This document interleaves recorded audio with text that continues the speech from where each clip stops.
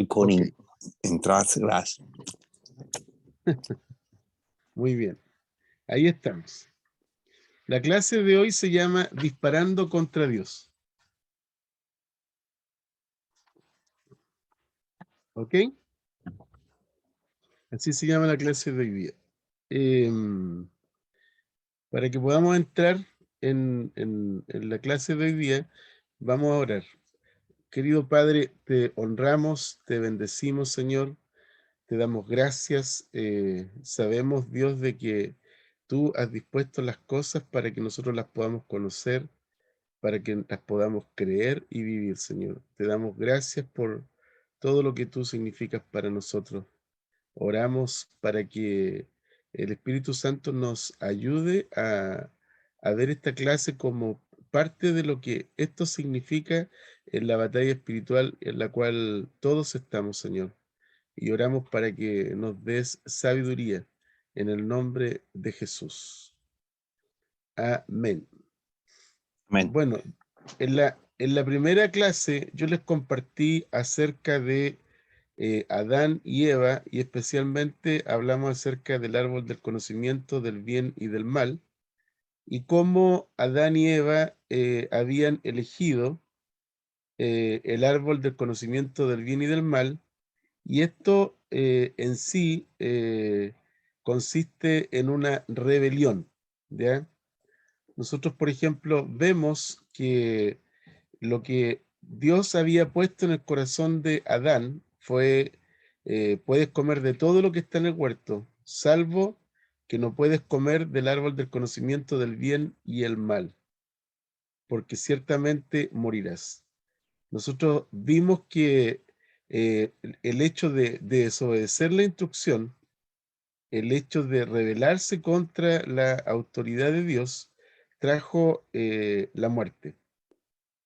Y hablamos acerca de lo que esto significa, como lo que crea en este caso es lo que se llama el hombre natural. Hablamos acerca del hombre espiritual, que tiene vida en el espíritu, y el hombre natural, que está muerto en el espíritu. Y explicamos acerca de lo que significa que un hombre natural esté muerto. Explicamos eso, nos tomamos el tiempo para poder hablar acerca de que incluso en el Nuevo Testamento se habla acerca de eso.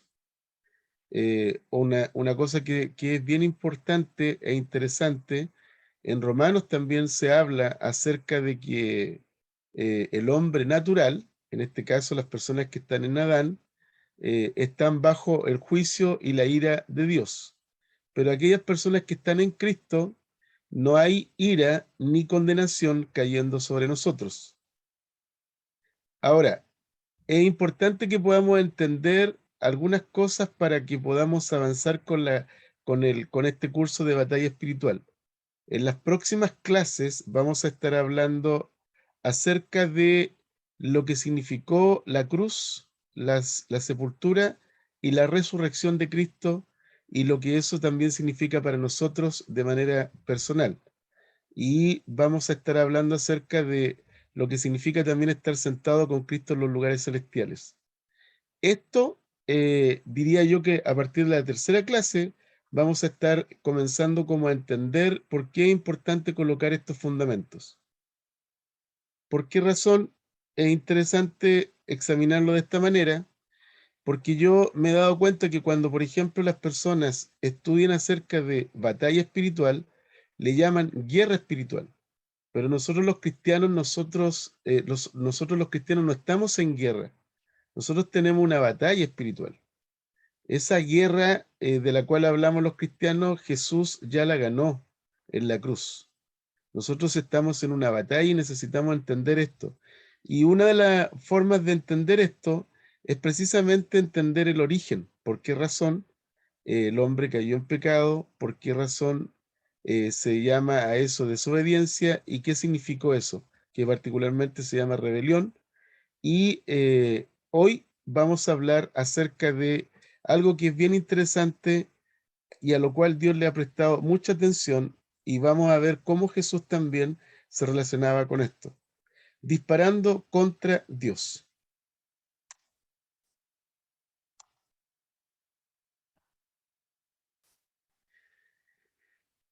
hay una voz que es la voz de la rebelión. La voz de la rebelión dijo a Adán y a Eva, seréis como Dios.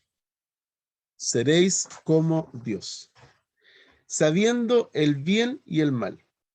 Eso fue lo que le dijo la voz de la rebelión, en este caso la serpiente antigua al hombre y a la mujer. Seréis como Dios. Ya eso lo explicamos y dijimos de que Dios había creado al hombre a su imagen y semejanza. Ese seréis como Dios, sabiendo el bien y el mal.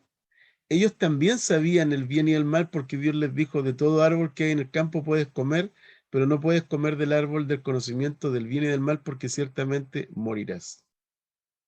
Seréis como Dios. Para la serpiente consistía simplemente en que el hombre desobedeciera a Dios y de esa forma el hombre quedaría sujeto a su propia ley. Es decir, él decidiría qué es bueno y qué es malo. Y esto particularmente consiste en orgullo, endiosamiento, egoísmo, individualismo y control de la carne.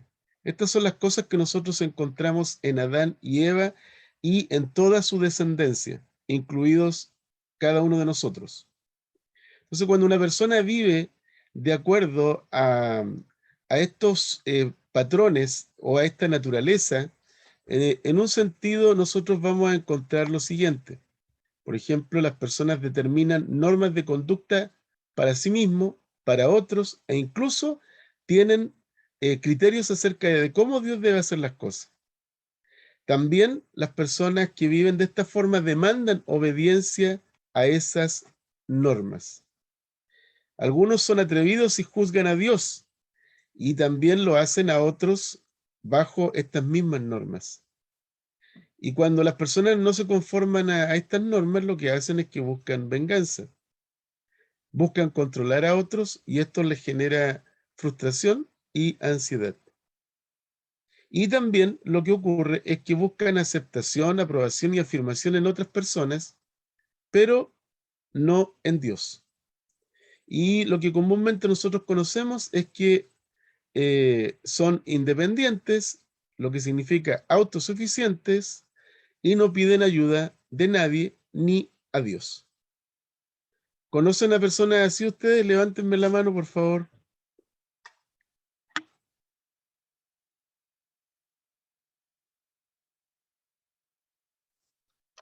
Perfecto. Gonzalo ahí está señalando personas, cantidad de personas. Ok. Si ustedes se fijan, todas estas cosas parecen buenas. Todas estas cosas que acabo de mencionar parecen buenas. Porque ¿quién no quiere tener una vida conforme a normas? ¿Quién no quiere tener una conducta conforme a normas? ¿Quién no quiere tener control sobre la vida? ¿Se dan cuenta? Que estas cosas parecen buenas, pero no son buenas porque tienen que ver con el árbol del conocimiento del bien y del mal. El árbol del conocimiento del bien y del mal tiene dos frutos. Tiene un fruto que es bueno, que puede estar relacionado con estas cosas que acabo de mencionar, y un fruto que es malo, es decir, una conducta que en este sentido se opone a Dios, dispara contra Dios. ¿Ya? Y vamos a ver algo aquí que es importante. Por ejemplo, ustedes seguramente han visto una imagen como esta, en donde les han dicho acerca de la revelación de Dios. ¿Cómo nos llega la revelación de Dios? La revelación de Dios nos llega a través de dos formas. De una forma especial, por ejemplo, la ley y los profetas nos llega a través de ángeles que dieron esto a hombres como reyes, sacerdotes, jueces y profetas, ¿ok? Y la otra revelación que tenemos es la revelación natural, que tiene que ver con la creación que describe Romanos capítulo 1, que dice que lo invisible de Dios se hace claramente visible por medio de las cosas hechas, las cosas creadas. Entonces nosotros tenemos acceso a la revelación de Dios a través de la ley y los profetas y también la creación. Vamos a examinar básicamente acerca de la ley y los profetas, ¿ya? Quiero mencionar algunas cosas con respecto a Dios y la ley. Cuando nosotros pensamos en la ley de Dios, tenemos que pensar que la ley de Dios se expresa en mandamientos, estatutos, instrucciones, preceptos. ¿Y qué es lo que revela? Revela a la persona de Dios. Nos muestra el carácter de Dios, nos muestra la moral de Dios, nos muestra los principios y también el orden. Esto es lo que nosotros vemos en la ley de Dios. Ahora, cuando nosotros, por ejemplo, examinamos el Salmo 19, fíjense en estos detalles que aparece aquí en relación al Antiguo Testamento. La ley de Jehová es perfecta. Fíjense la manera en cómo el salmista ve la ley de Jehová. La ve perfecta. La declara perfecta. La ley de Jehová es perfecta. ¿Y qué hace esta ley? Convierte el alma. Fíjense que el salmista ve que esta ley tiene una capacidad de confrontar el alma. También dice el testimonio de Jehová es fiel. Cuando hablamos acerca del testimonio de Dios o el testimonio de Jehová, como dice aquí, y habla acerca de que es fiel, habla acerca de que Dios es, su fidelidad es constante, no es cambiante, Él es constante, Él tiene una continuidad con respecto a su testimonio. Entonces, cuando uno observa o examina el testimonio de Dios o el testimonio de Jehová, como dice aquí, ¿qué es lo que hace? Hace sabio al sencillo. Aquí luego después dice, los mandamientos de Jehová son rectos. Aquí está usando la palabra mandamientos. Los mandamientos de Jehová son rectos. ¿Y qué hacen los mandamientos de Dios si son rectos? Lo que hacen es que alegran el corazón. Luego utiliza la palabra precepto. El precepto de Jehová es puro.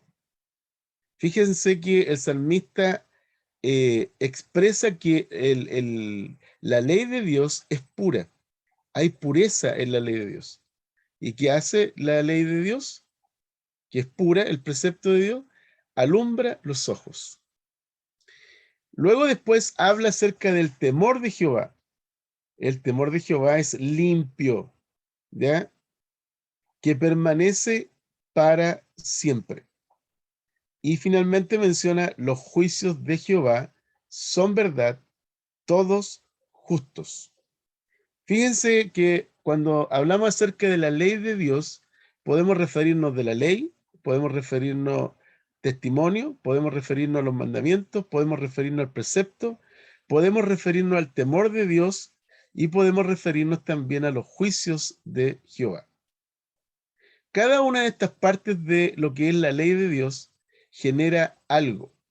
Y aquí vemos, por ejemplo, el salmista que ve que la ley de Jehová es perfecta, o muestra a un Dios perfecto, muestra a un Dios fiel, muestra a un Dios recto, muestra o revela a un Dios puro, muestra o revela a un Dios limpio, y también muestra y revela a un Dios de verdad. Entonces el salmista dice, deseables son más que el oro y más que mucho oro refinado, dulces más que miel y que la que destila del panal. Tu siervo, dice, es además amonestado con ellos. En guardarlos hay grande galardón. Hasta aquí vamos bien, ¿cierto?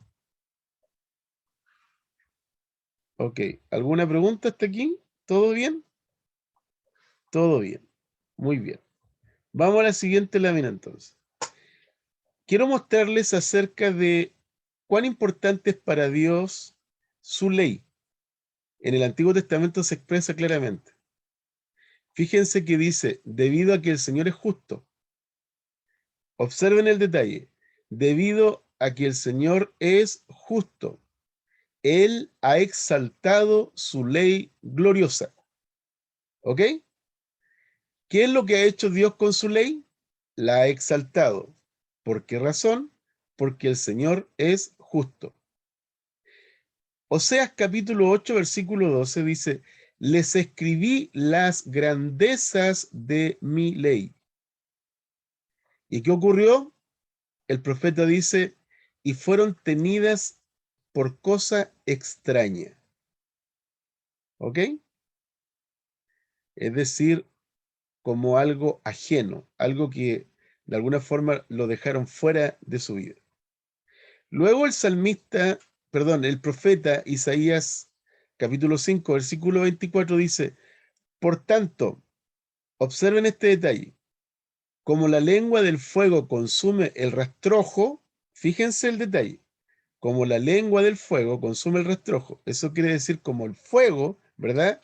O la llama de fuego consume la paja, ¿cierto? Y la devora, así también será su raíz como podredumbre, y la flor se desvanecerá como polvo. Y Dios explica la razón del por qué. Dice, porque desecharon la ley de Jehová de los ejércitos y abominaron la palabra del Santo de Israel. Fíjense que Dios le está diciendo todo esto a su pueblo escogido, a su pueblo elegido, al pueblo de Israel. ¿Ya? Dios le está diciendo todo esto al pueblo de Israel. Ahora, observen ustedes lo que ven los profetas con respecto al pueblo de Dios y la ley. Isaías capítulo 1, del 2 al 3 dice, crié hijos y los engrandecí, y ellos se rebelaron contra mí. El buey conoce a su dueño, y el asno el pesebre de su señor. Israel dice, no entiende, mi pueblo no tiene conocimiento. Detalle importante, ¿no?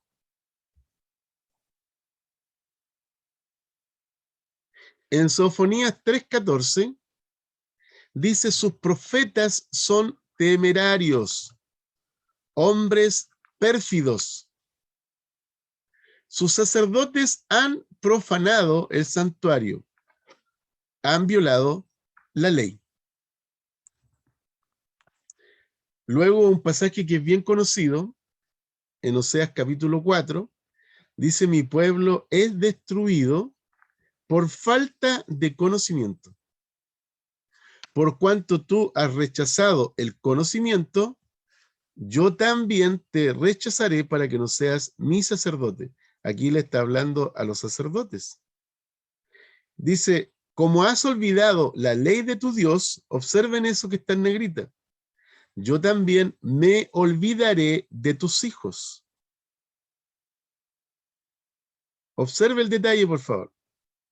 Como has olvidado la ley de Dios, yo también me olvidaré de tus hijos.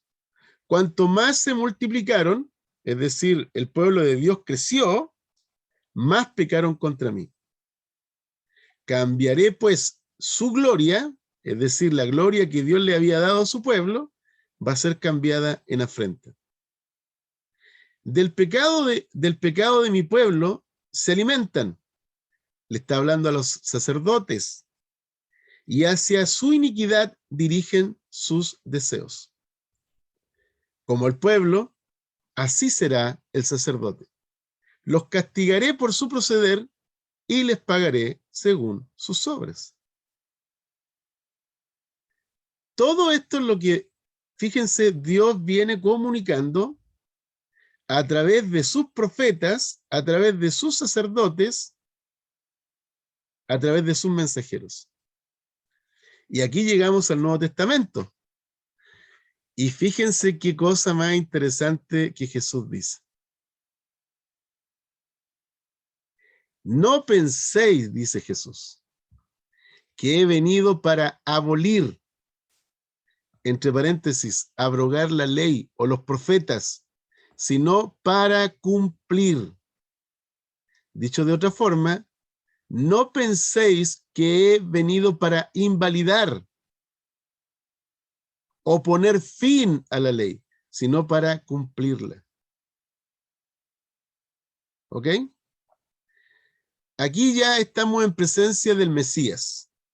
Estamos en presencia del Cristo. Todo el tiempo en el Antiguo Testamento Dios habló a su pueblo con respecto a la manera en cómo ellos se relacionaban con la ley de Dios. Les advirtió. Dios les dijo lo que estaban haciendo mal. Dios les habló acerca de que no tenían conocimiento acerca de la ley, de cómo habían violado la ley de Dios.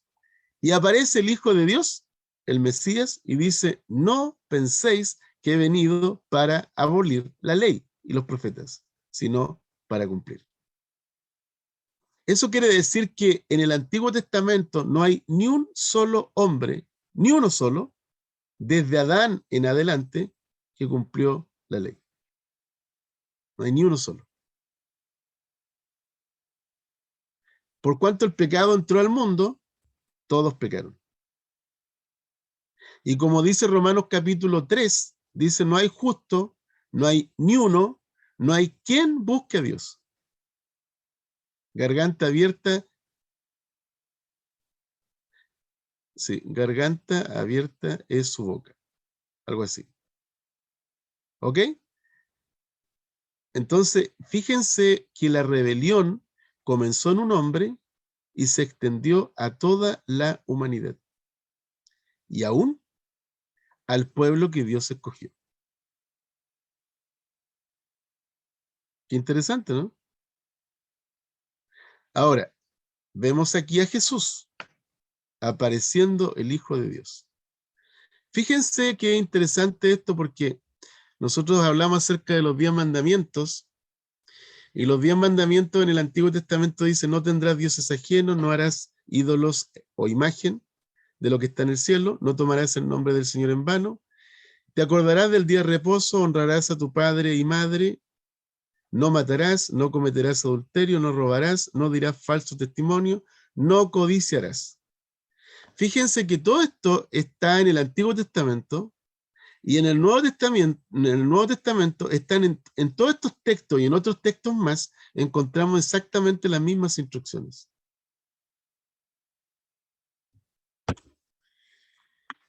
¿Ok?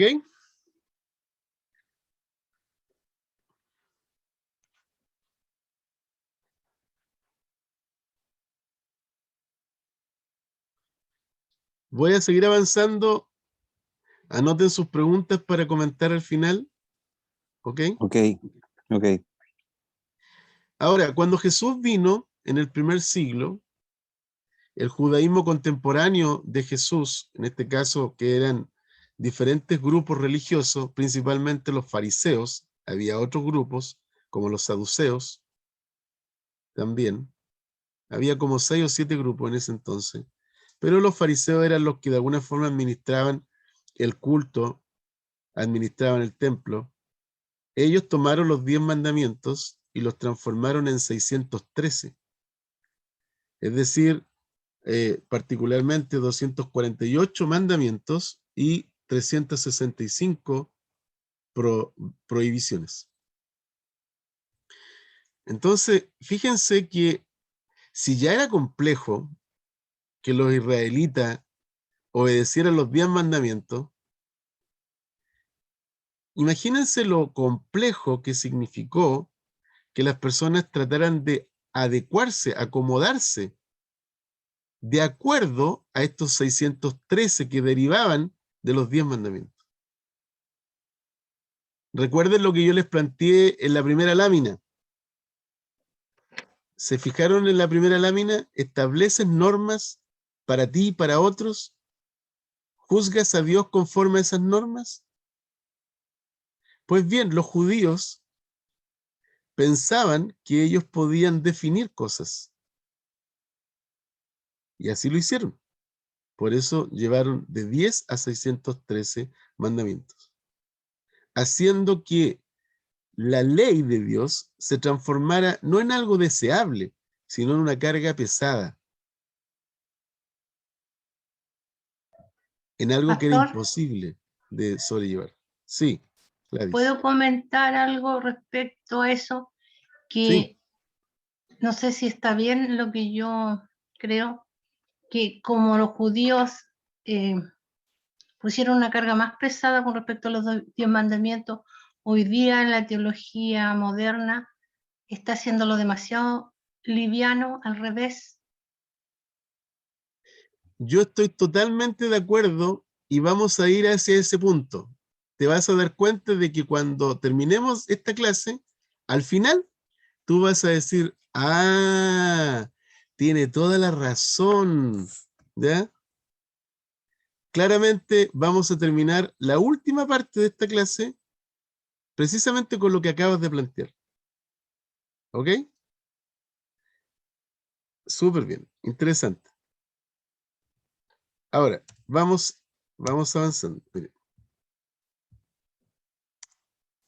Fíjense cómo Jesús se relacionaba con la ley de Dios,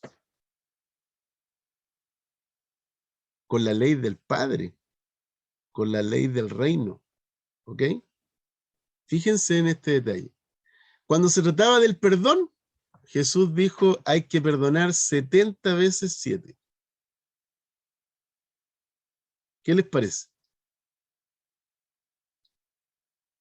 Cuando se trataba de ser perfecto, Jesús dijo, sed pues perfectos como vuestro Padre es perfecto. ¿Ok? Cuando se trataba de los enemigos, Jesús dijo, amad a vuestros enemigos y oren por aquellos que los ultrajan. Cuando se trataba de los principios del reino, Jesús elaboró lo que se llama el sermón de las bienaventuranzas, que ustedes lo pueden leer en el Nuevo Testamento. Jesús le dijo a sus discípulos o a quienes le seguían, si vuestra justicia no fuere mayor que la justicia de los fariseos, no entraréis al reino de Dios. Jesús dijo, oísteis que fue dicho, no matarás, no adulterarás, no dirás falso testimonio. Mas yo os digo, por ejemplo, dice, mas yo os digo, que cualquiera que mira a una mujer y la desea, ¿se acuerdan? O sea, lo que hizo Jesús se fue de la conducta o del comportamiento a las motivaciones más internas del corazón.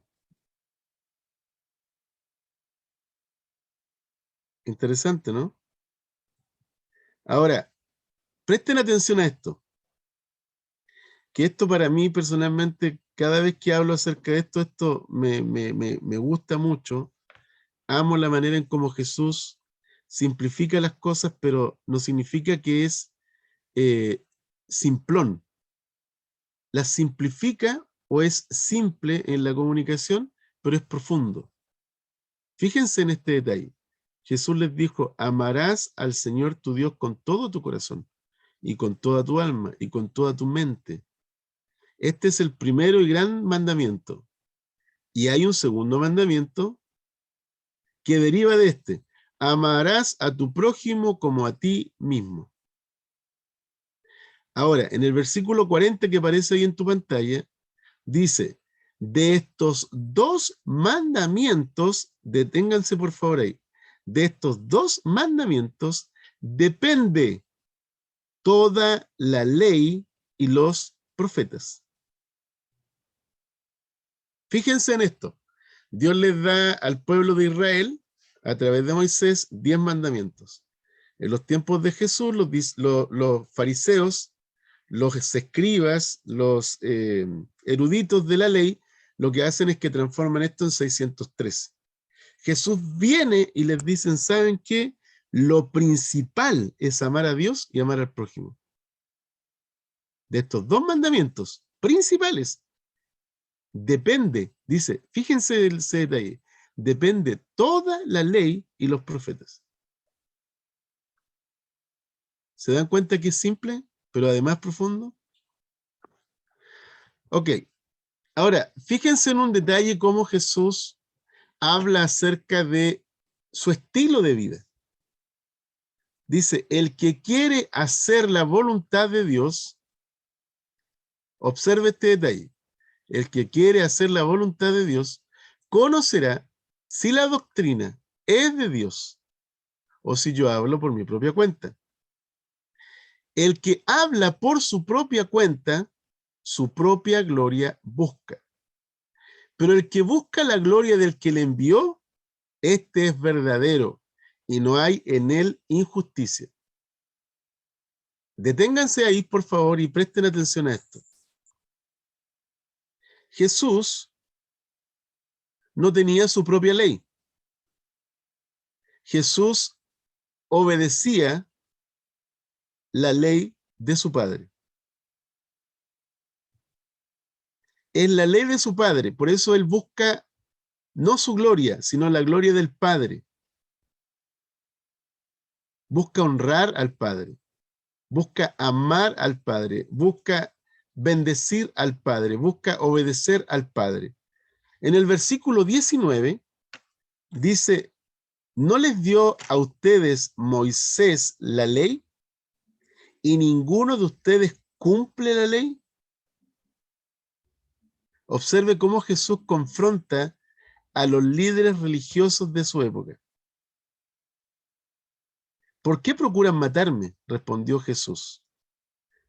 Perdón, ¿por qué procuran matarme?, dice Jesús. Respondió la multitud y dijo, demonio tienes, ¿quién procura matarte? Eso significa que los fariseos se fueron en picada con Jesús. Eso significa que Jesús los confrontaba, los incomodaba.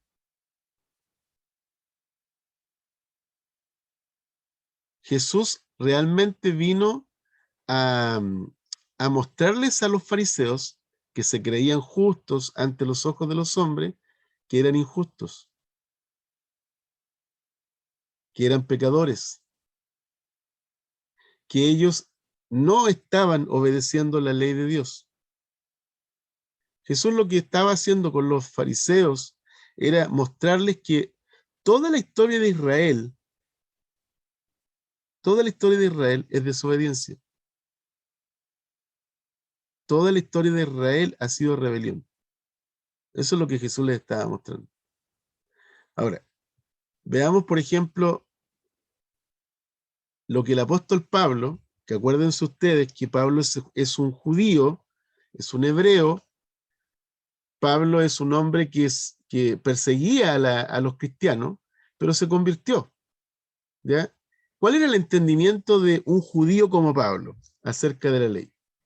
Miren, esto es básicamente revelación, porque el apóstol Pablo, cuando era fariseo, no pensaba así, pero cuando él se hizo cristiano, comenzó a seguir a Jesús, se le alumbró la ampolleta, como se dice. De manera que la ley, dice, la verdad es santa, y el mandamiento santo, justo y bueno. Porque sabemos que la ley es espiritual, dice Pablo, pero yo soy carnal, vendido al pecado. O sea, Pablo asume dos cosas que son importantes aquí. Que la ley es espiritual y los seres humanos somos carnales, vendidos al pecado. Acuérdense que Jesús les dijo a los fariseos, ustedes son hijos del diablo. Y los fariseos picados nuevamente le dicen, nosotros no somos hijos de fornicación. ¿Por qué le dirían, nosotros no somos hijos de fornicación? Porque obviamente, en el contexto en el que Jesús nació de una mujer virgen. Entonces ellos escucharon esa historia y de alguna forma lo consideraron como un cuento. Y le decían, tú eres hijo de fornicación, porque María no estaba casada con José. ¿Se acuerdan ustedes de esa historia, no? Entonces, literalmente los judíos estaban endiablados con Jesús, por así decirlo.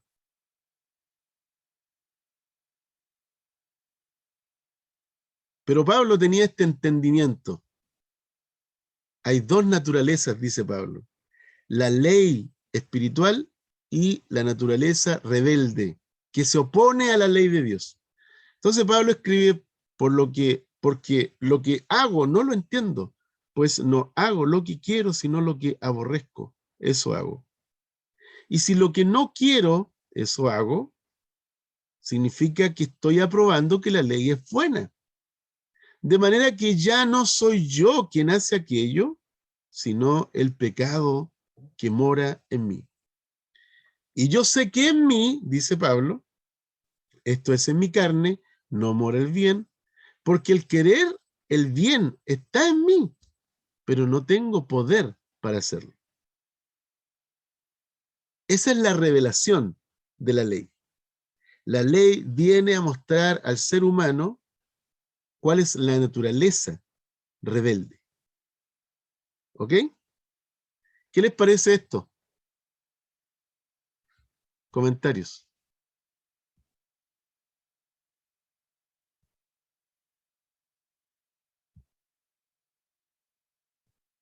¿Alguien tiene algún comentario?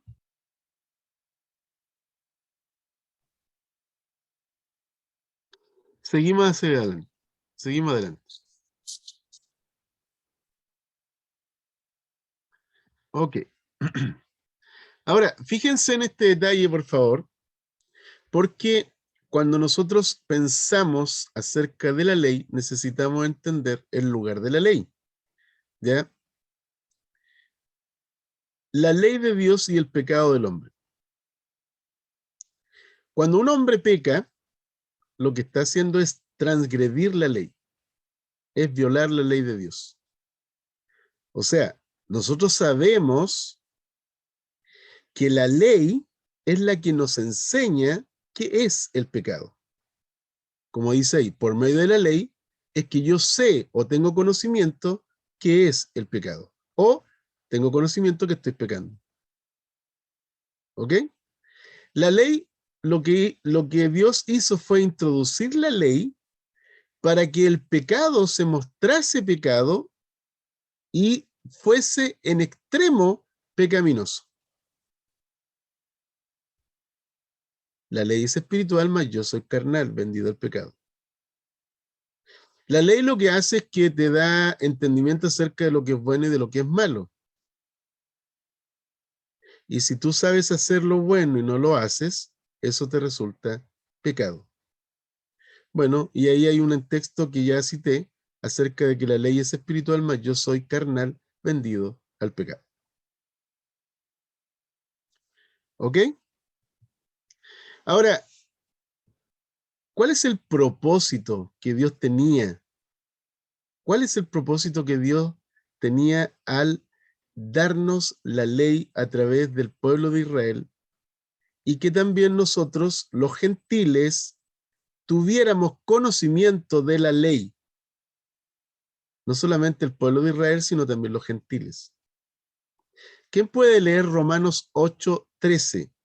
Luego Romanos 10:4 y luego Gálatas 3:21 al 24.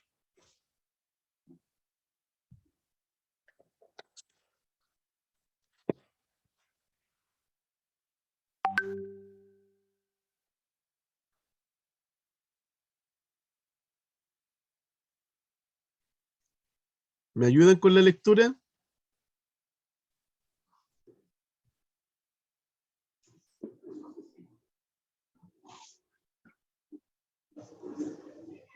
Yo tengo Romanos 10:4.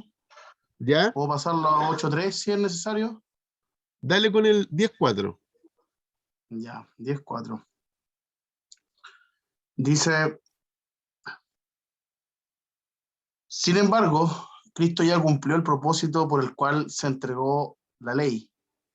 Como resultado, todos los que creen en él son hechos justos a los ojos de Dios. Léelo de nuevo. Ya. Sin embargo, Cristo ya cumplió el propósito por el cual se entregó la ley. Como Detente ahí. resultado, Detente ahí. ¿sí? Detente ahí. Lea hasta ahí, pero detente ahí. ¿Ok? ¿Vuelvo a repetirlo? ¿Sí? Ya. Sin embargo, Cristo ya cumplió el propósito por el cual se entregó la ley. Ya, fíjense el detalle. Se entregó la ley con un propósito, ¿ya? Y Cristo cumplió ese propósito. ¿Qué más dice? Como resultado, todos los que creen en él son hechos justos a los ojos de Dios. Ok, eso significa que la ley tiene como meta o propósito llevarte a Cristo. Porque la ley no te justifica, la ley no te declara justo, la ley no te imparte justicia. La ley lo que revela es que nosotros somos pecadores, pero la ley te dice hay un Salvador.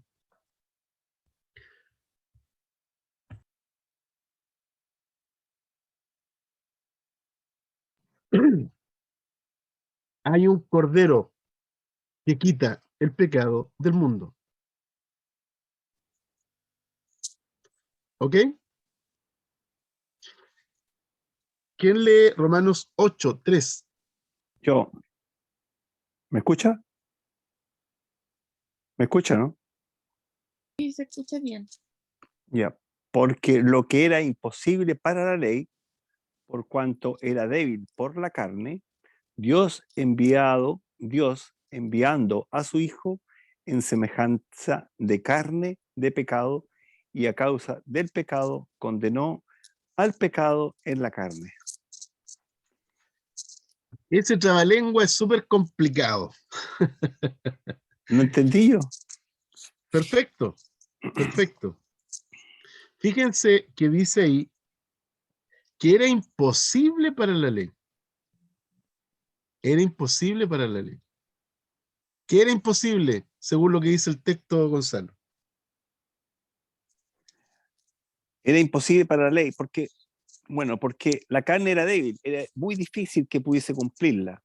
Entonces, la hizo cumplir en Jesucristo. Perfecto.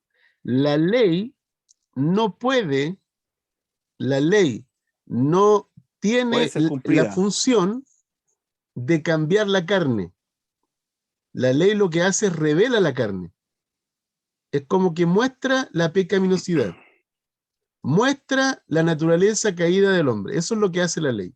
La ley es espiritual y revela eso. Es como un espejo. Sin embargo, Jesús tomó forma humana, ¿cierto? Tomó forma humana como nosotros y condenó al pecado por medio de su muerte. ¿Ok? Entonces, la ley nunca fue dada para que el hombre por así decirlo, nunca fue dada la ley para que el hombre la cumpliera, porque el hombre era imposible de cumplirla. ¿Ok? El único que la podía cumplir era Cristo. Y Cristo la cumplió y ahora esa ley está en nuestros corazones. Lee de nuevo el texto, Gonzalito.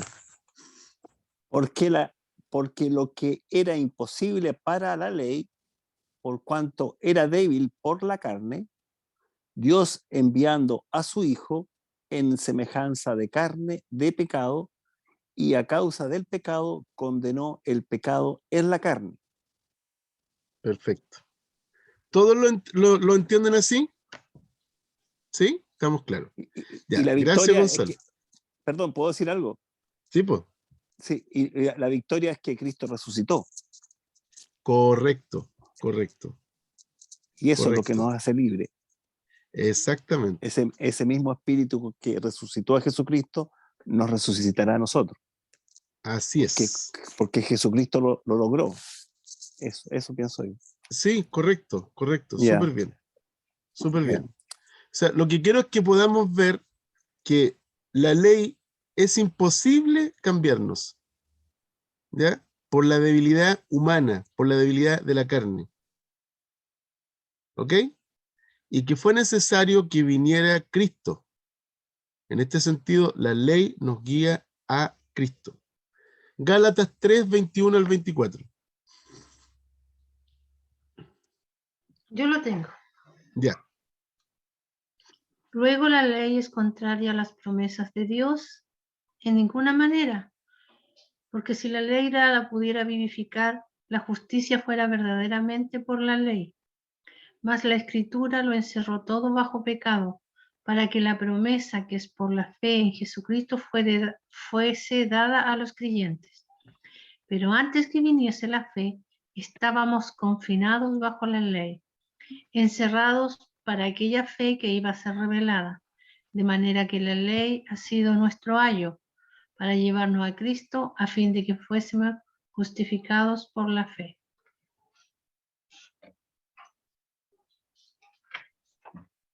Interesante, ¿no? Fíjense lo que dice. Si la ley pudiera vivificar o dar vida, dicho de otra forma, la justicia sería por medio de la ley. Pero no, Dios lo que hizo fue encerrar a todos y todo bajo pecado, de acuerdo a la revelación de la ley de Dios. ¿Cuál era el objetivo? Que los que íbamos a ser salvos lo fuéramos por medio de la fe en Jesucristo. Entonces, los judíos, todo lo que han hecho en su historia ha sido tratar de vivir conforme a la ley, conforme a las obras de la ley. Ellos se consideraban justos. Recuerden ustedes que va un fariseo al templo y dice, Señor, yo doy diezmos.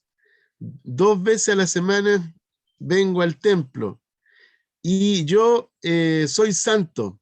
Pero había otro publicano, un gentil, ¿ya? Que decía, Señor, sé propicio a mí que soy pecador. ¿Quién tenía una revelación real de acerca de la ley? ¿El fariseo o el publicano? Publicano. Perfecto. ¿Vamos captando entonces? ¿Vamos viendo? Ya, ahora vamos a avanzar. Fíjense que hay diferentes autores en la historia del cristianismo que han escrito acerca de esto. ¿Quién me puede leer acerca de Charles Spurgeon? ¿Quién puede leer Martín Lutero, George Whitefield, Juan Bunyan y Juan Hus? Vayan repartiéndose cada uno la lectura, por favor.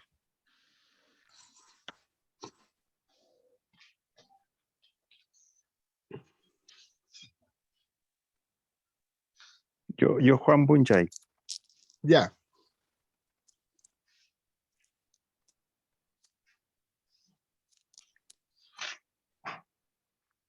Ya yo leo Spurgeon. Ya. Uy. Lutero, por acá. Ok. Me queda George Whitefield y Juan Hus. Yo Juan Hus. Ok. George Whitefield me queda. Gladys. Juan Bunyan. Bunyan. Ya, es que ese ya lo eligió Gonzalo. Ay, que no veo otro. ¿Cuál falta? Falta el otro. George Whitefield. Ya, ese. Ya, ok. ¿Quién parte leyendo? Por favor, de arriba hacia abajo. Ya, De arriba hacia Spurgeon. abajo, hacia la derecha. Ya, si los hombres no entienden la ley, nunca sabrán que son pecadores. Si no tienen conciencia, jamás valorarán la ofrenda por el pecado. No es posible sanar a un hombre mientras la ley no le haya herido. Es imposible vivificar a un hombre mientras la ley no le haya matado. ¿Qué piensas de eso, Damaris?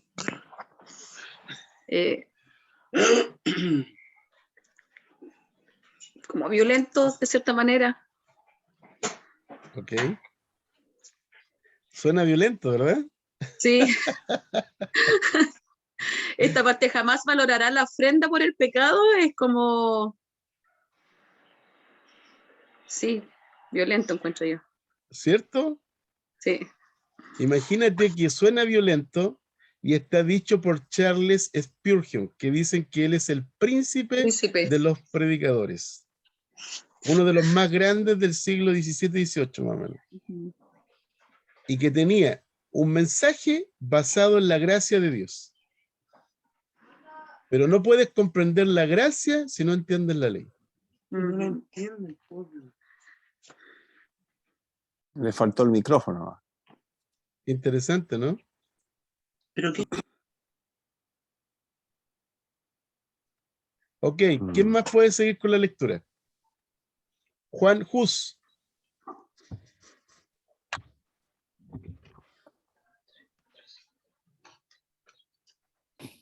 Prefiero herirlos con la verdad que matarlos con la mentira. Wow. ¿Qué Mm. piensa Susana? ¡Au! ¡Wow! Prefiero herirlos con la verdad, o sea, que matarlos con la mentira. Eh, así como, ¡oh!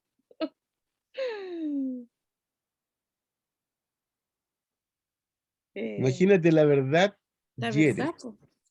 La verdad hiere, pero la Exacto, mentira te mata. mata. Sí. Siempre la verdad. Sí, Aunque te hiera, pero la verdad sí. te hace libre, Qué ¿cierto? interesante, ¿no? Sí, po. Wow. Martín Lutero. el primer deber del predicador del Evangelio, al predicar el Evangelio, es declarar la ley de Dios y mostrar la naturaleza del pecado. Wow. Vamos por partes. Primero, Piensen ustedes. Dale, dale nomás, dale, Nico. no, solo iba a redondear diciendo que primero conecta con lo que se dijo anteriormente. Primero Sí, se debe mostrar la naturaleza del pecado. Se debe transparentar la cosa con la ley. correcto. Fíjense que quien está escribiendo esto fue sacerdote de la Iglesia Católica, de profesión abogado, y él vivió de acuerdo a las obras de la ley, porque la Iglesia Católica no es una iglesia de fe, es una iglesia de obras. Cuando él descubrió el Evangelio lo transformó. Pero para poder descubrir el Evangelio, él tuvo que darse cuenta que era un hombre pecador. Y que él había ofendido la ley de Dios. Es decir, todos los hombres y mujeres hemos disparado en contra de Dios. Hemos disparado contra la ley de Dios. Hemos estado en guerra y conflicto contra Dios. George Whitefield. Dice, primero pues, antes de que se pueda impartir paz a tu corazón, es necesario que se te haga ver, sentir, llorar, lamentar por tus transgresiones hacia la ley de Dios. Estaba acordándome que mi primera experiencia así personal con Dios fue a los 9 años y me acuerdo haber pasado al altar de un pequeño templo llorando y lamentando todos mis pecados, siendo una niña de 10 años donde mis papás eran cristianos y vivíamos bajo esa cobertura, digamos. Y yo haber sentido tanta sensación de ser pecadora ante el Wow. mensaje que se me presentó a mí de Jesucristo muriendo por mis pecados. Y es como un mensaje que hoy día no está mucho en la televisión, hoy día hay más prosperidad, más bendiciones. Extraño este mensaje en muchos predicadores. Es extraño, pues. Mira, lo que tú antes comentaste, al final te vas a dar cuenta de lo que estabas diciendo. Va a decir, wow. ¿Qué No, dice por eso- Juan Bunyan? Chuta, perdón, pastor, pero por eso Sí. dice que tú tienes que reconocer tus pecados. primeramente. Tiene que ver con eso, ¿cierto? Sí, Con correcto, reconocer. correcto. Acuérdense que aquí estamos nosotros entrenando a personas que enseñan, o que Exacto. disipulan, o que aconsejan, o que son pastores, ¿ya? Nosotros lo que estamos haciendo es poniendo en perspectiva algo que la iglesia ha olvidado. Pero hombres como Charles Spurgeon, Martín Lutero, Juan Hus, George Whitefield y Juan Bunyan la tenían clarísima. Y la razón por la cual hoy día la iglesia no está impactando el mundo es porque tenemos un evangelio que es solo buena noticia y no estamos dando la mala noticia. Estamos dando la mitad de la noticia nomás. Correcto, correcto. Porque igual cuando decimos Dios es amor, pero no decimos la otra parte, po, Exactamente. que también vamos a ser juzgados. Sí. O lo hemos hecho de acuerdo a nuestros criterios, normas, estándares, Mm, juzgando a las personas desde el punto de vista humano. exacto. A veces usando a lo mejor, por ejemplo, los estatutos o Exacto. usando las escrituras para juzgar a las personas. ¿Se entiende? A mí me gustó delante mucho lo que enseñó el pastor Dionisio. Dionisio, sí, en relación a que él había pasado un tiempo en que habían perdido 4 hijos. Y en esa meditación que él tenía, él se fue contra Dios y su esposa le dice, Dios es bueno. Él como que Dios tenía el control. Y cuando te dice, no, o sea, es bueno porque nos dio a Jesucristo. O sea, eso como que tapa todo. O sea, que porque Él tiene en control de todo. Está en control de todas nuestras situaciones. Es decir, somos cristianos y creemos en eso. Si no creemos en eso, Correcto. claro, lógicamente no vamos a poder. Pero el hecho que Él nos haya dado a Jesucristo cambia todo el panorama. Cambia todo. Total. Claro. Total. Claro. A ver si lo entiendo, pastor. Entonces la ley vino para que nosotros reconociéramos que somos pecadores y que sin Jesús, Jesús es el único que puede venir a A darte una esta nueva ley, naturaleza. exacto, y a derribar la ley que teníamos, ¿cierto? Mira, vamos a ponerlo más o menos en esta perspectiva. La ley de Dios revela tu naturaleza pecaminosa y el único que te puede dar una nueva naturaleza es Jesús. Eso. La ley fue dada para que nosotros tuviéramos conocimiento del pecado. Nunca la ley fue dada para que nosotros, sin Dios o sin el Espíritu Santo, pudiéramos cumplirla. No se puede. Nadie puede. El único que pudo hacerlo fue Jesús, porque Jesús estaba lleno del Espíritu Santo. Y Jesús nos mostró cómo agradar al Padre, cómo amar al Padre, cómo honrar al Padre, cómo obedecer al Padre, por medio de esta nueva vida que estaba, por esta vida que estaba en Él, que es la vida del Espíritu. Esa vida es la que se nos ha dado. Porque la ley es espiritual.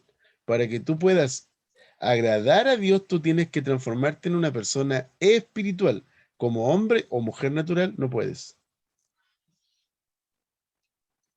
Como hombre y mujer natural, nosotros disparamos en contra de Dios. Creamos nuestro propio sistema a través del árbol del conocimiento del bien y del mal. ¿Ok? Juan Bunyan, ¿quién puede leer? El hombre que no conoce la naturaleza de la ley, tampoco conoce la naturaleza del pecado. Wow, es fundamental. Es lo que está pasando hoy en día en nuestra sociedad. Como no conoce la naturaleza de la ley, bueno, habla tú primero. No, es que lo que estás diciendo, esto es lo que está pasando en nuestra sociedad. Eso se conecta con lo que dijo Gladys delante. Claro. Miren lo que dice Francis Schaeffer. Él es del año 50, precisamente cuando se estaba dando la explosión la explosión de la nueva cultura sexual, años 50 aproximadamente. Miren lo que dice Francis Schaeffer. Dice, si no hay norma absoluta moral, entonces no se puede decir en sentido final que algo es malo o bueno. Si no hay absoluto, más allá de las ideas del hombre, entonces no hay un juez final. Se nos deja en medio de opiniones en conflicto. Vamos con David Wells. David Wells se refería a los creyentes del siglo XVIII y del siglo XIX. David Wells dijo esto, refiriéndose a todos estos que mencioné, a George Whitefield, a Spurgeon, a Juan Bunyan, a los reformadores. Fíjense lo que dice David Wells. Ellos tenían certeza acerca de la existencia, acerca del carácter y propósito de Dios. Ellos están convencidos de que la revelación de Dios, de la cual se consideraban custodios y vehículos, es verdadera. Verdad en el sentido absoluto, universal y permanente. ¿Qué les parece la mensa opinión que tiene David Wells? ¿Ok? Ahora, seguimos pensando ahora en nuestro continente cristiano, nuestro mundo cristiano occidental. ¿Ok? Nosotros vivimos en Occidente, una sociedad cristianizada, una sociedad que nosotros decimos, esta es una sociedad que tiene los valores y los principios judeo-cristianos, ¿ya? Fíjense, por favor, lo siguiente. Sociólogos condujeron un estudio a 104 escritores, guionistas y productores. El 93% de ellos nunca ha participado en un servicio de adoración. El 97% piensa que la mujer tiene derecho para abortar. El 95% apoya el estilo de vida homosexual. El 84% cree en el nuevo matrimonio, que es una opción. Es decir, si alguien se divorcia, se puede casar de nuevo. El 99% cree que los medios de comunicación deben tomar una postura más crítica con respecto a los valores judeo-cristianos. Ahora, estos escritores, guionistas y productores son los que hacen las series, son los que hacen las películas, son los que están detrás de los grandes artistas a nivel mundial. Entonces, ¿qué es lo que ocurre en nuestra sociedad? Los músicos son los filósofos del día de hoy, son los que difunden el relativismo moral. Lo bueno y lo malo se ha vuelto gris. Ellos modelan la cultura, toman autoridad para formar una generación. Por eso no se ve diferencia entre cristianos y no cristianos. Seguimos viendo. Esta es la época en la que estamos viviendo. Esta es una encuesta que se hizo a cristianos en Occidente, específicamente en Estados Unidos, y yo creo que no hay muchas diferencias con Latinoamérica. El 49% de los cristianos cree que convivir sin estar casados es algo aceptable. El 49% cree que tener fantasías sexuales no es moralmente impuro. El 33% cree que no tiene nada de malo el aborto. El 50% cree que Satanás es un mito. El 30% sostiene que Jesús pecó en la tierra. El 20% cree que no debemos imponer el evangelio a nadie. El 41% cree que la Biblia, el Corán y el libro del Mormón son la misma cosa. El 54% cree que no hay una verdad moral absoluta. Y el 1% vive en correspondencia a lo que cree en la Biblia.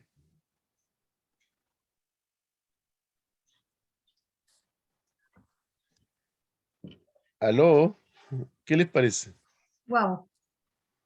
Sí. Vamos a lo siguiente. Miren, En el año 1927 hasta el año 45 aproximadamente, el 65% de las personas cree en la Biblia. Después viene la siguiente generación, la generación boomers, que estamos hablando cuando se desató toda la revolución sexual. Año 1946 hasta el 64 aproximadamente. El 35% creen en la Biblia. Perdón, el 35% creen en la Biblia. Después se levantó otra generación que son los boomsters, entre el año 1965 y el año 83.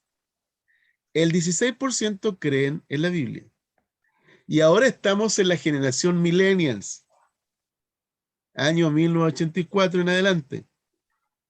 ¿Cuántas personas aproximadamente creen en la Biblia? El 4%. Wow. Va bajando. Así es, queridos. Wow. ¿Qué piensan de lo que les estoy diciendo? Doctor Adrián, Sí, yo creo que el problema, bueno, lo que yo logro ver acá, que en relación a lo que yo veo en el ambiente que a uno lo rodea, pasa por dejar de creer netamente por lo que usted nombraba en el porcentaje anterior, y es que solamente el 1% vive de acuerdo a la que cree. Porque, por ejemplo, si yo hablo de un Dios de un Dios perdonador, de un Dios sanador, de un Dios restaurador, eso lo llevo a mi hogar, por ejemplo, y lo que se ha ido transmitiendo de generaciones, que al final son los que usted nos va nombrando por etapas acá. El resto deja de creer, no porque ellos piensen que Dios no exista, o porque Dios sea malo, o porque la Biblia sea un libro que dice mentiras, sino que porque lo que yo veo reflejado no es lo que a mí se me está enseñando. Entonces, ¿cómo voy a creer en algo que al final es confuso porque me están enseñando? Es como cuando uno dice a los hijos, le dice, ya no, es malo robar, pero hasta que me ven robando. Entonces, hablo una cosa, pero hago otra. correcto. Entonces, yo creo que total. eso es lo que ha Sí. generado tanta herida, que supuestamente nosotros debemos vivir de una manera. Predicamos, hay un hermano que dice, yo iba a culto 7 días a la semana, y de las 7 palabras que escuchaba en la semana, en mi casa no practicábamos ninguna, dice el hermano, y siempre lo dice, y nosotros nos matamos de la risa. De las 7 palabras semanales en mi casa no se hacía ninguna, hermano. Con eso les digo, resumo mi vida cristiana años para allá.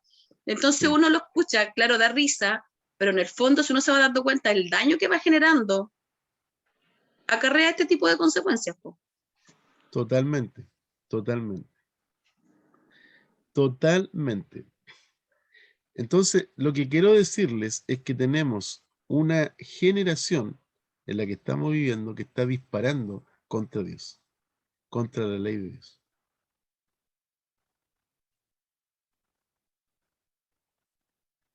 ¿Ok? Ahora, fíjense, ya estoy terminando ya.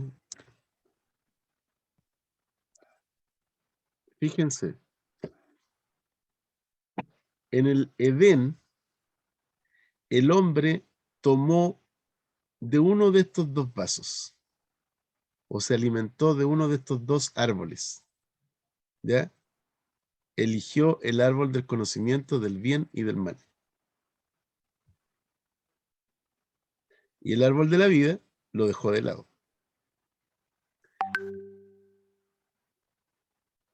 Eso es lo que pasó. Y eso es lo que estamos viviendo en la actualidad. La razón por la cual tenemos hoy día una confusión como la que tú mencionaste es precisamente porque tenemos personas que han nacido de nuevo, pero no están viviendo de acuerdo a la voluntad de Dios. Y tenemos una generación de hombres y mujeres que están en Adán, que viven de acuerdo al árbol del conocimiento del bien y del mal, y que ellos de alguna forma están modelando la cultura. ¿Ok? ¿Qué es lo que dice el Salmo 11? ¿Qué dice?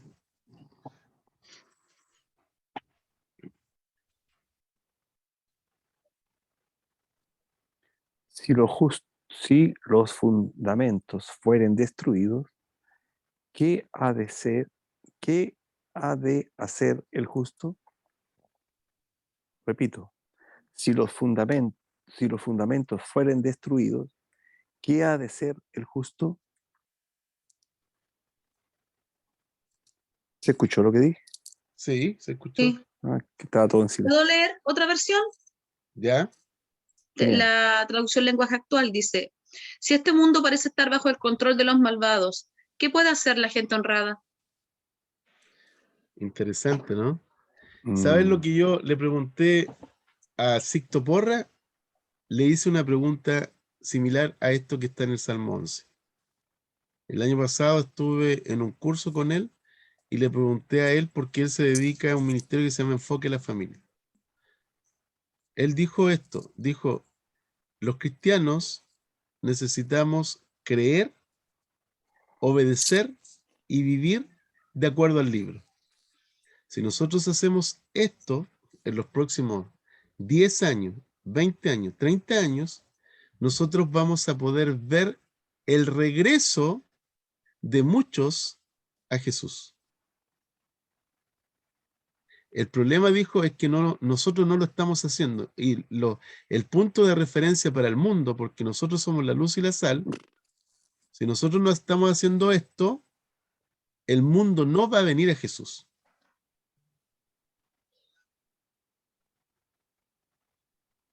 ¿Ok? Ok.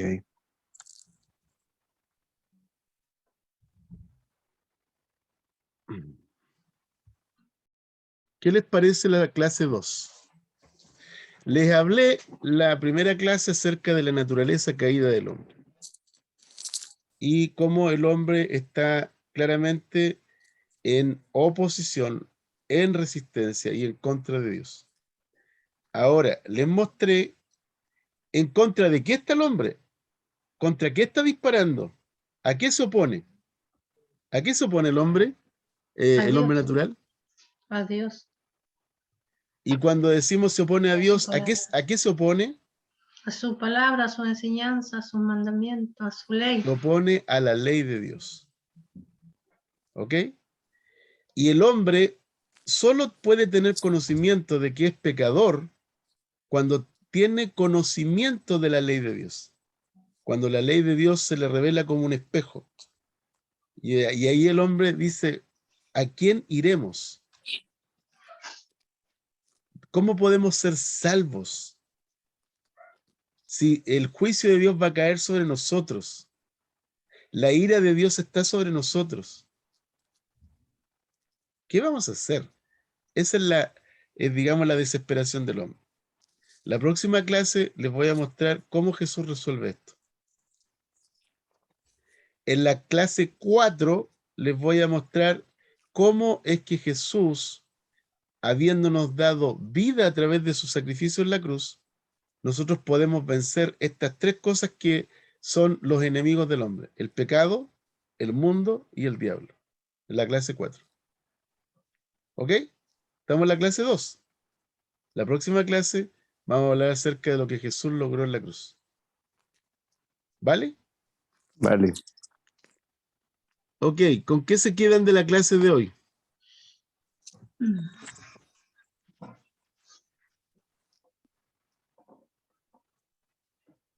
Con que cada vez va bajando el porcentaje. ¿Qué es lo que estamos haciendo? O sea, estamos siendo realmente, Luisa, estamos mostrando en el resto del Dios que nosotros decimos servir o no.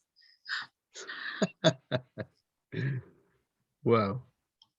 Sí, en mi caso, como un peso, como una responsabilidad, tomar esto más en serio, lo que vivimos, lo que predicamos, pensando en nuestros nietos, hijos, la importancia de ser un poquito más profundo, no tan superficial, estudiar, tener más devoción a la palabra.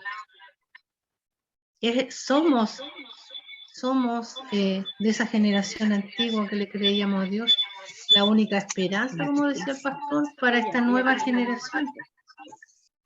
En nuestras propias congregaciones, nuestros jóvenes les cuesta mucho testificar de Jesús. Es lo que yo veo. Entonces me hace muy responsable todo lo que hemos estado conversando, a pesar que sí esto ha estado en mí, esta preocupación, pero ahora es como más profundo, más urgente también hacer los cambios necesarios. Interesante. Yo les dije que la clase 1 iba a ser pesada. La clase 2 va a ser pesada. Es como sentirse aplastado. En la clase Pero, 3, la clase 3 van a empezar a sentirse vivificados. Yo se los dije. pero fíjate que a mí me hace reembobinar mi vida, estos 35 años de cristiano, junto a mi esposa, y veo como lo que dice Sixto Porra, que hay que vivirlo para que podamos verlo. Sí, Y yo lo estoy viendo en mis 4 hijos, en que de una u otra forma los 4 están sirviendo al Señor de una forma, interiorizándose, involucrándose. Y no ha sido fácil, no ha sido fácil. No es que nosotros lo hayamos, no ha sido fácil porque de una u otra forma la vida nos ha puesto obstáculos, dificultades. Ahí pues, como tú decías, la carne, el diablo y el mundo, ¿cierto? Que nos rodea. Pero estamos viendo como fruto que nuestros hijos están involucrados. Y eso lo encuentro genial, por lo que tú nos estás mostrando en este momento, en esta clase de hoy. No sé, me fui para el lado de mi sí, familia, a lo más íntimo, a lo más cercano. sí. Así que no, doy gracias a Dios que nos ha guardado, y la gracia de Cristo, cuando ya la entendí, ahí como que sobreabundó, sobrevivía, y pude seguir avanzando. Bueno, Genial. precisamente la clase de la próxima semana vamos a profundizar sobre la gracia de Dios. Vamos a revelar la gracia. ¿Qué significa la gracia de Dios? ¿Qué ha hecho la gracia de Dios? Y ahí vamos a estar hablando acerca de esta manifestación de lo que significó la crucifixión. Vamos a hablar algunas cosas ahí, porque ustedes se van a fijar en la próxima clase. Vamos a estar examinando dónde Jesús fue literalmente herido. Hay como 7 puntos que aparecen en el cuerpo de Jesús, en donde Él derramó sangre. Y les voy a estar mostrando acerca de eso. ¿Ya? No es solamente que derramó sangre colgado de la cruz, antes de la cruz y en la cruz. ¿Ya? Así es que vamos a estar viendo eso. El poder de la sangre de Jesús, el poder de la cruz, el poder de la resurrección. Vamos a estar hablando acerca de eso. Y por eso les digo, después vamos a estar hablando en la clase 4, vamos a estar compartiendo acerca de esta vida que tú tienes en tu interior. Yo simplemente te estoy mostrando la ley para que sepas que tú no puedes hacer la voluntad de Dios en tus fuerzas. No puedes hacer la voluntad de Dios viviendo como cristiano independiente o autosuficiente. Como decía Dionisio, no puedes hacer la voluntad de Dios si tú no conoces a Dios, si tú no tienes intimidad con Dios. Acuérdense del Salmo capítulo 1. El Salmo 1 dice, bienaventurado es aquel que que está sentado junto a corrientes de aguas, ¿ya? Y que medita en la ley de Jehová de día y de noche. ¿Qué es lo que dice Josué capítulo 1, versículo 8? No te apartes de la ley de Dios, ni a izquierda ni a derecha. Persevera, medita, mantente en obediencia. ¿Qué es la ley de Dios? La próxima semana vamos a ver acerca de eso. ¿Ok? Qué bueno, ¿no? Algunos de ustedes pensaron que yo me iba a meter con los demonios, con la estrategia, seguramente con cómo están categorizados los demonios. Vamos a hablar de eso en la última clase, ¿ya? La última clase. No le vamos a estar prestando atención al diablo que está derrotado. Tenemos que prestar atención a la gloria de Dios. Amén. Cuando tú sabes y conoces cuál fue la causa de la caída y qué eso provocó en el hombre y por qué el hombre se rebela contra la ley de Dios, y tú reconoces que somos pecadores, entonces la próxima semana, ¿qué ocurre con una persona que reconoce que ha sido pecador? Una persona nace de nuevo. Vamos a hablar acerca de eso, del nuevo nacimiento. ¿Qué significa eso en ti? ¿Vale? Vale. En la última clase vamos a ver Efesios capítulo 6, y ahí vamos a ver a los demonios y todo lo demás, pero va a ser casi la última clase. ¿Ya? ¿Vale? Vale. Gracias. Que estén bien. Buena clase. Sí. Que estén Muy muy buena. bien. Bendiciones. Gracias. Bendiciones también. Chao, chao. Que estén Chao, bien. buenas noches a Bendiciones. todos, Descansen. gracias. Chao, Chao, buenas chao a noches, todos. bendiciones. Chao, Nico. Chao, No Gonzalo. te, Gusto no te había verte. visto. ¿Cómo estás? Hola Nico, Susana. chao, ¿cómo Chao, estás, Alejandro. Nico? Chao, Bendiciones. Gladys. Chao, Damaris. Danay. Chao, Gladys. Bueno, ¿Cómo están? Chao, chao. ¿Cómo estás, Susana? saludos. Bien, Bien, todo. ¿y tú? Saludos. Chao, que estén bien. Saludos, Bendiciones. Nico. Qué rico verle. Igual. Chao. Bendiciones. Un abrazo a todos. Chao, chao. Chao, Nico. Un abrazo.